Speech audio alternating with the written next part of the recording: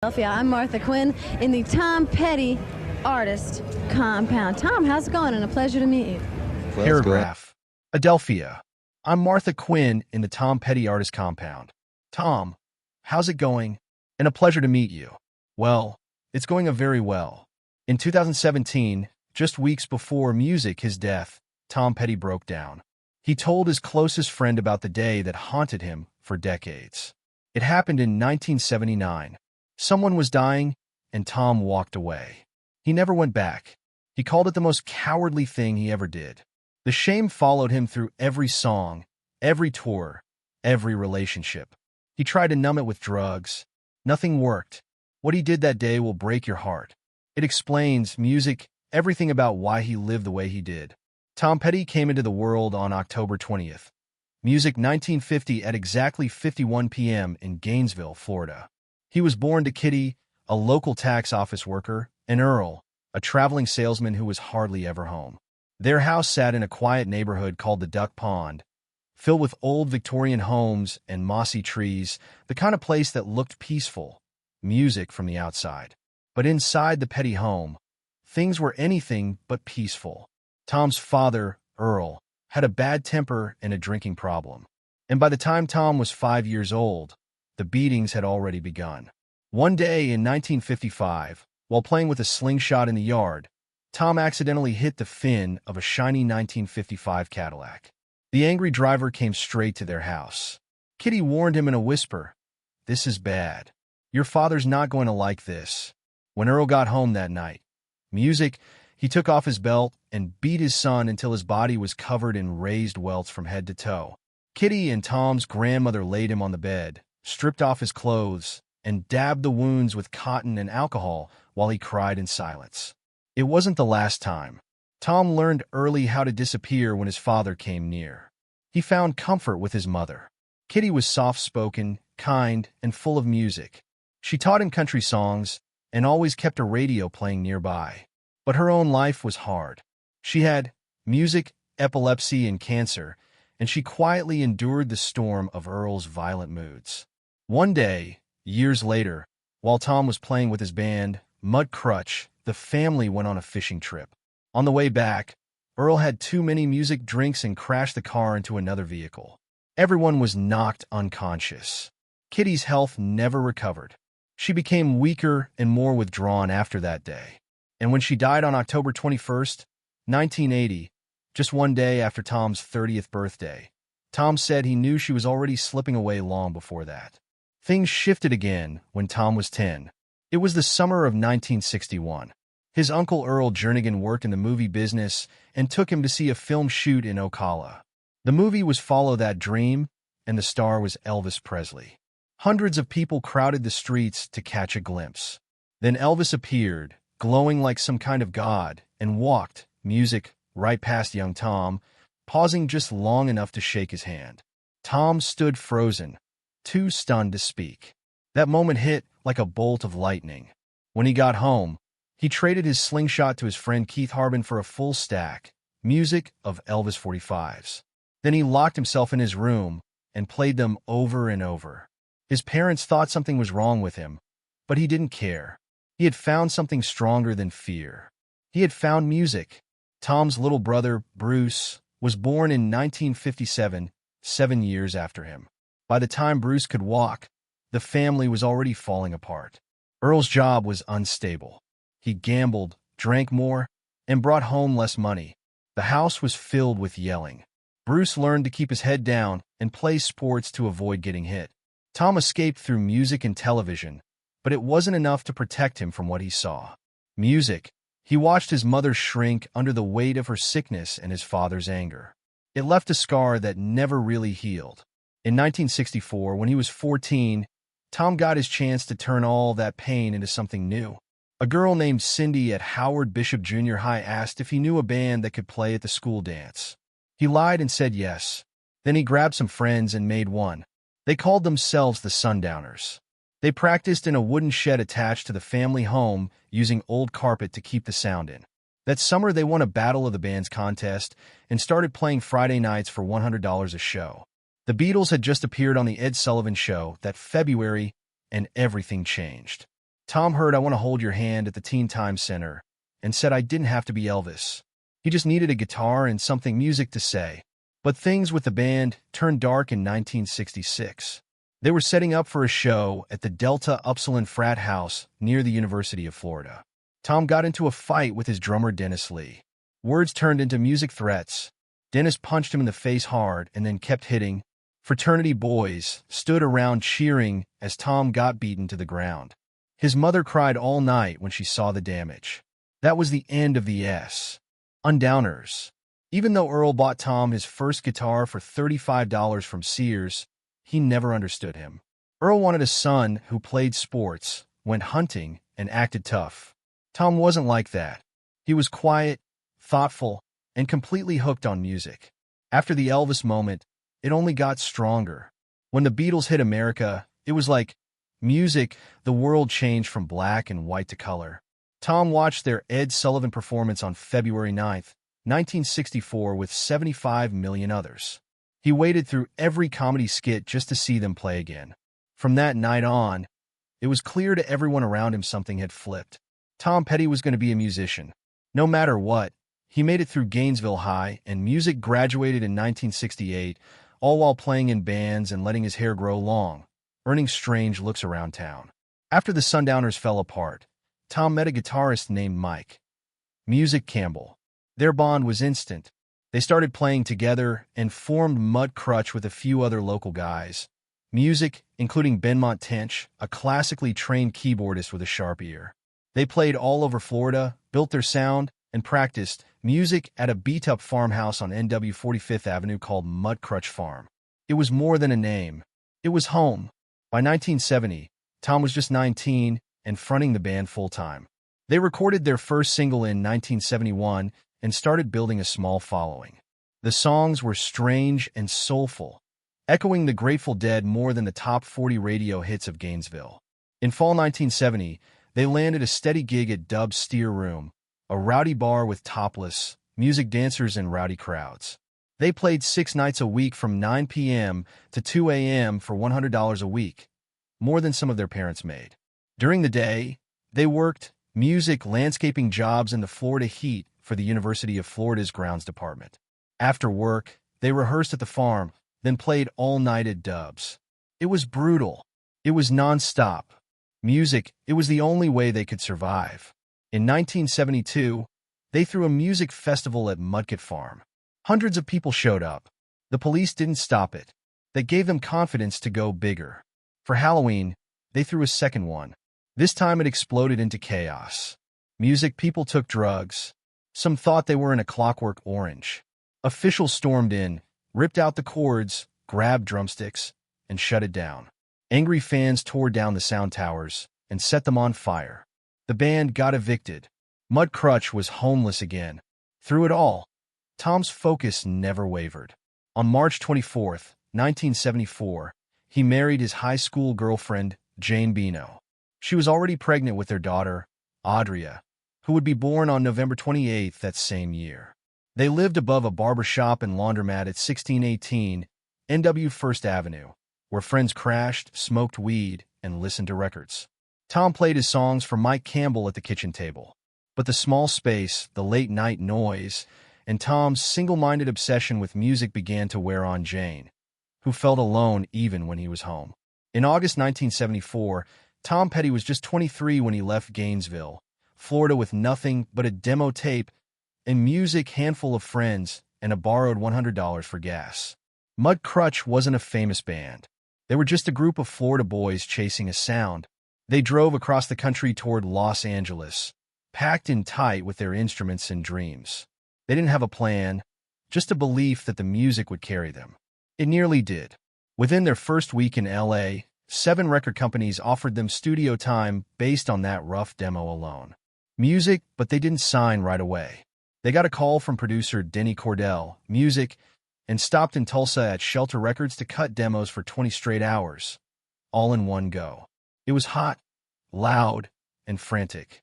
Music, by spring, they were back in L.A., and in August 1974, Shelter Music signed them. At first, Shelter put the band up at the Hollywood Premiere Motel. Tom remembered it like a cheap hooker joint. Not exactly the rock star dream. Eventually, they moved into houses in Canoga Park with swimming pools and music, no furniture. Tom said it felt royal. Anyway, we brought all the girls and dogs and everything. This was heavy __ man. A house with a swimming pool. Florida had never felt this wild. The contrast between the swampy heat of Gainesville and LA's chaotic glamour was overwhelming. But it was exciting, too. Everything felt like it could happen. It didn't last. By the end of 1975, Mud Crutch fell apart. The band had 3 songwriters pulling in different directions, and they couldn't adjust to studio life. Tom stayed behind in LA alone in a cheap $6 per night music motel, scraping by on a shelter publishing retainer. Then in early 1976, something unexpected happened. Ben Montench got some studio time and invited old Gainesville friends to jam. Petty stopped by, heard the music, and knew it immediately. That was the sound.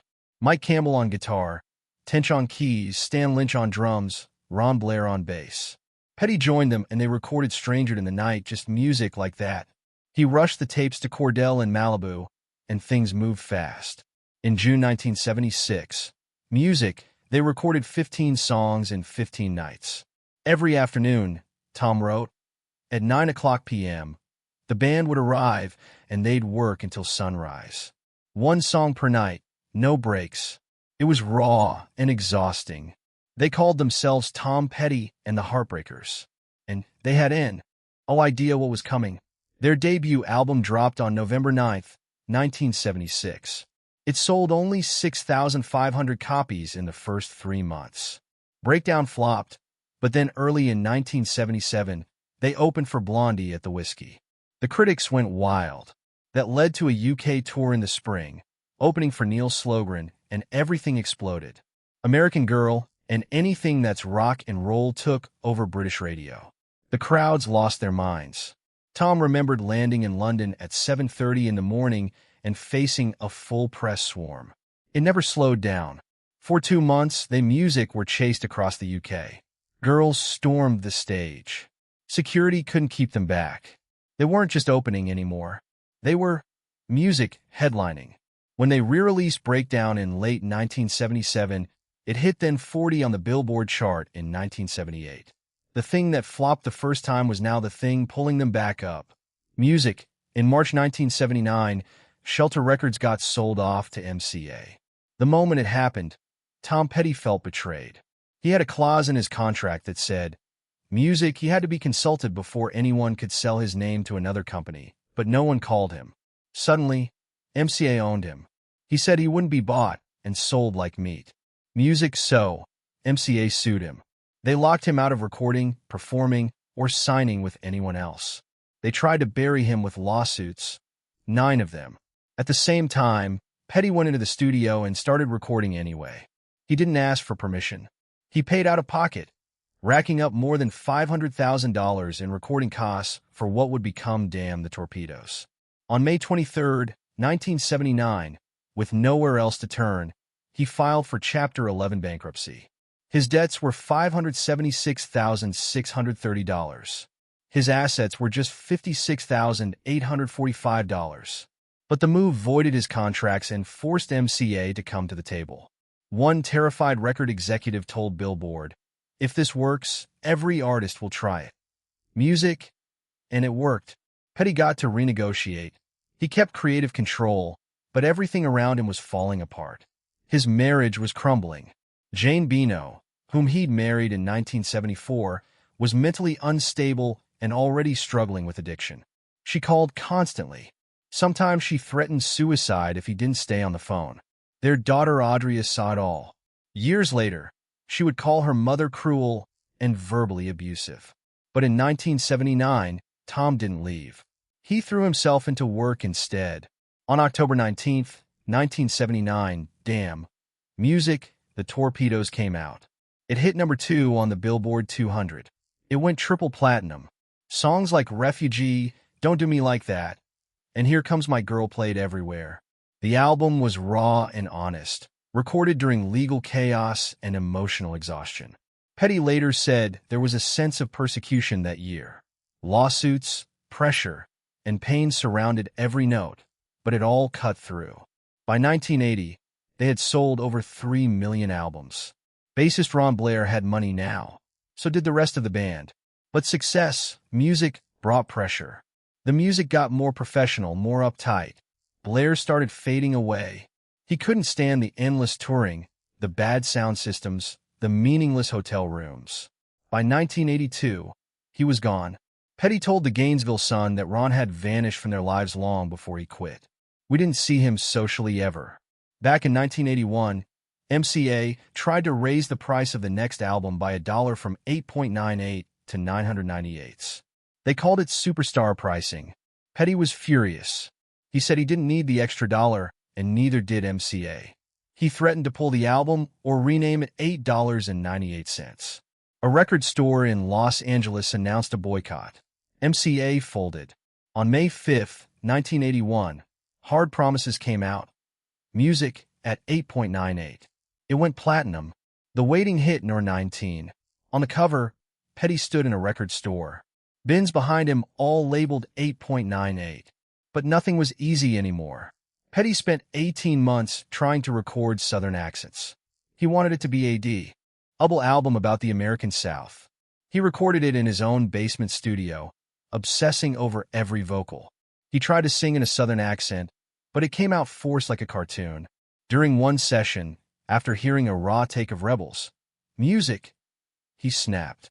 He punched the wall, broke his hand, his fingers were crushed. At Cedars-Sinai Hospital, music, doctors inserted pins and told him he might never play guitar again. He had to undergo electroshock therapy just to get his hand to close.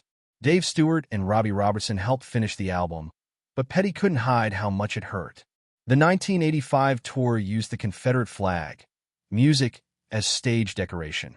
It was tied to the song Rebels, meant to show the mindset of a Southern character.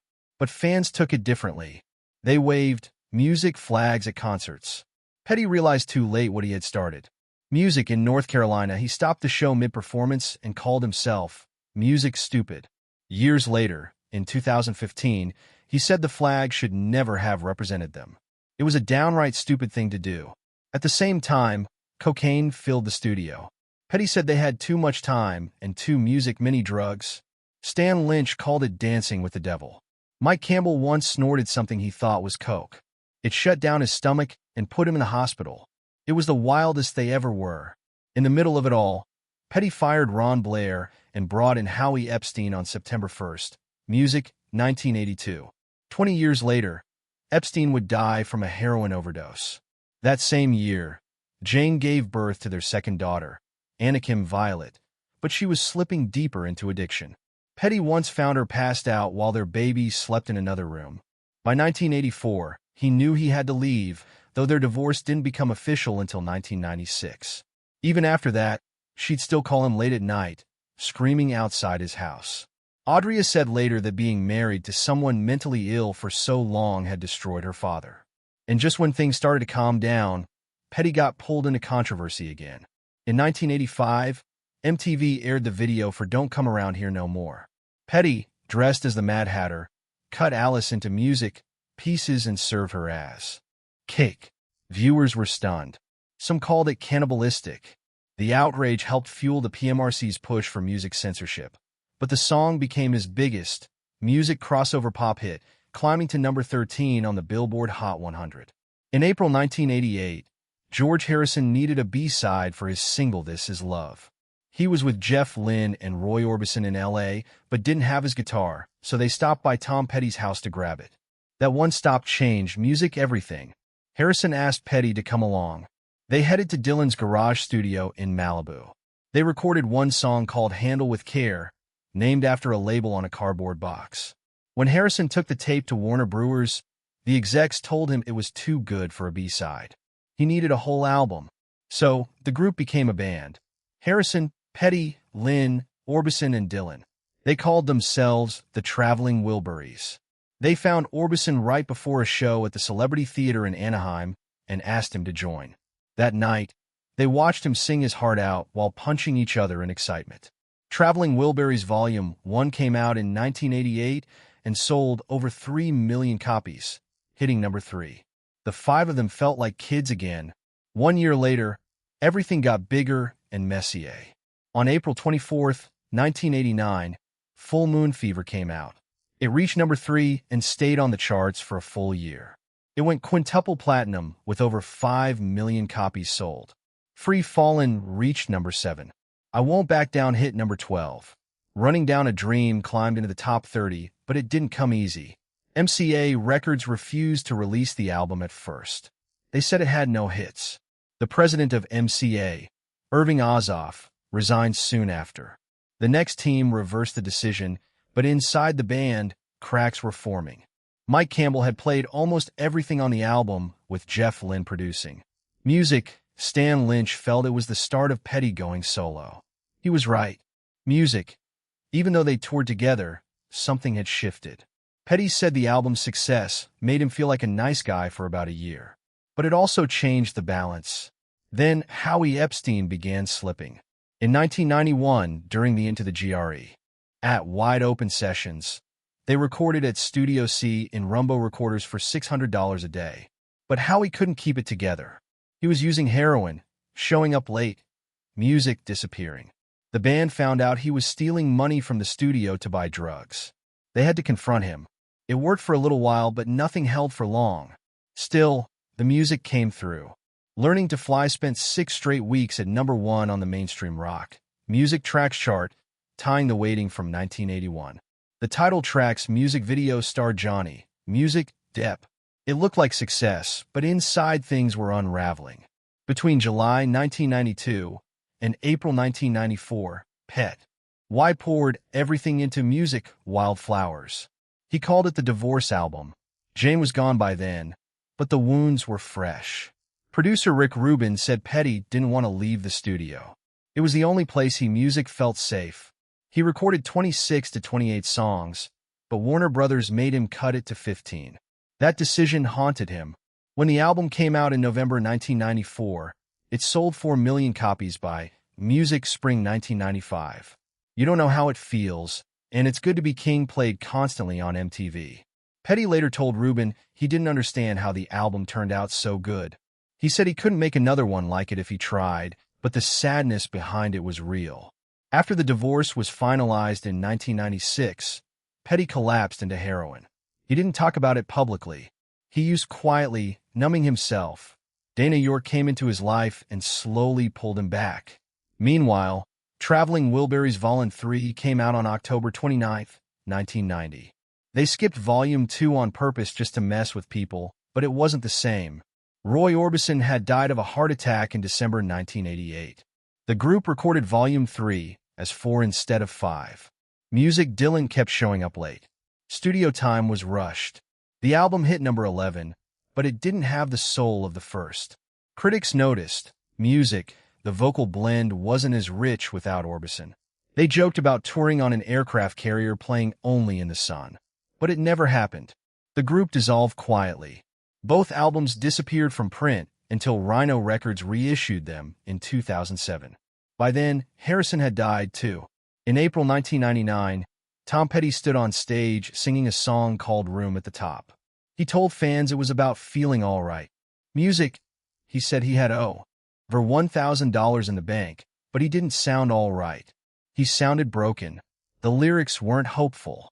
They were music tired. The album was called Echo, but it wasn't music echoing through his life. It was everything music else. His 22-year marriage had just ended in a bitter divorce. Jane, his first music wife, had started calling obsessively, screaming, threatening suicide if he hung up. Sometimes she showed up at night outside his house in Pacific Palisades, music, yelling until police arrested her. Tom filed a restraining order. Their daughter, Audria, later said, "Music Jane was cruel to everyone." Still, the pain never left him. At the same time, his bassist, Howie Epstein, was disappearing into heroin. He barely made it through the Echo tour. By June 2001, Howie was arrested in New Mexico with his girlfriend, Carlin Carter. They had black tar heroin and were driving a stolen Jeep. Tom coaxed him into rehab in Miami. It didn't work. In March 2002, Howie showed up at the Rock and Roll Hall of Fame, weighing less than 100 pounds. Stan Lynch, one of the original Heartbreakers, said it low. Okayed like a little bag of dust had walked in. 2 months later, Tom had his manager fire him. He couldn't do it himself. They never spoke again. On February 23, 2003, Howie died in Santa Fe from heroin overdose complications. Music, he was 47. Tom said it tore his heart out. He said it felt like watching a tree die slowly. And then one day, someone just cuts it down. By then, Tom had been hiding something even darker. Around 1996, right after his divorce, he started using heroin too. He was 50. He called it self-medication. Music, he didn't tell anyone. Not the band, not the fans, not even Dana, the woman who would later become his second wife. He used alone in hotel rooms during the highway companion sessions. He hated himself for it. He kept trying to quit. Cold turkey. Again and again he said it was ugly. Dana found out eventually. She made him stop. She saved his life. They got married on June 3, 2001 in Las Vegas. Little Richard officiated, but the secrets didn't stop. Music. In 2008, Tom stood under the blinding lights of Super Bowl, playing to 97.5 million people. It was the most watched halftime show ever at that time. He looked strong, confident, and untouchable. But behind that performance were fentanyl patches, oxycodone pills, and unbearable pain. His body was breaking down. Emphysema, knee surgeries, a fractured hip that wouldn't heal. He had trouble breathing, trouble walking. He kept performing anyway. He always did. He said, "Just get me to the stage and I'll be okay." But by 2010, the weight of everything was catching up to him. When he released Mojo, people noticed something different. One track, Running Man's Bible, was about Howie. He said he'd never been able to write about his death until music. Then, he called it embarrassing, not because it was personal, but because it still hurts so much. The years of touring, the grief, the regret, they were all trapped in his body now. By 2014, Tom collapsed on stage with pneumonia. 17 shows were canceled. Doctors told him his lungs were destroyed. He had smoked 2 packs a day for over 40 music years. He couldn't do cardio without gasping for air. But he didn't stop. He couldn't. In 2015, during a European tour, Dana found him on the bathroom floor of the Savoy Hotel in London. He'd overdosed again. Heroin 3 days straight. She called the ambulance at 3:47 a.m.